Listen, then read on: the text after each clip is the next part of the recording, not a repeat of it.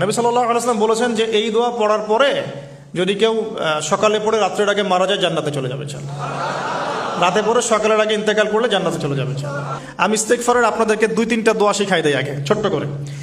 1 number, যারা একটু পড়াশোনা করেন মাশাআল্লাহ তারা এইটা পড়বেন, সাইয়্যিদুল ইস্তেগফার। সাইয়্যিদুল ইস্তেগফার আমার সাথে বলবেন, আল্লাহুম্মা আনতা রাব্বি লা ইলাহা ইল্লা আনতা খালাকতানি আনা আবদুক ওয়া আনা আলা আহদিক ওয়া ওয়া'দিকা মাস্তাতা'ত আউযু বিকা মিন শাররি মা সানা'ত আবুউ লাক বিনি'মাতিকা আলাই ওয়া আবুউ বিযানবি ফাগফিরলি ফাইন্নাহু লা ইয়াগফিরুয যুনুবা ইল্লা আনতা।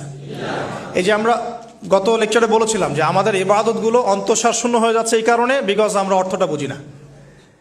এই যে দোয়াটা আপনি করলেন, নবী সাল্লাল্লাহু আলাইহি ওয়াসাল্লাম বলেছেন যে এই দোয়া পড়ার পরে যদি কেউ সকালে পড়ে রাত্রের আগে মারা যায় জান্নাতে চলে যাবে।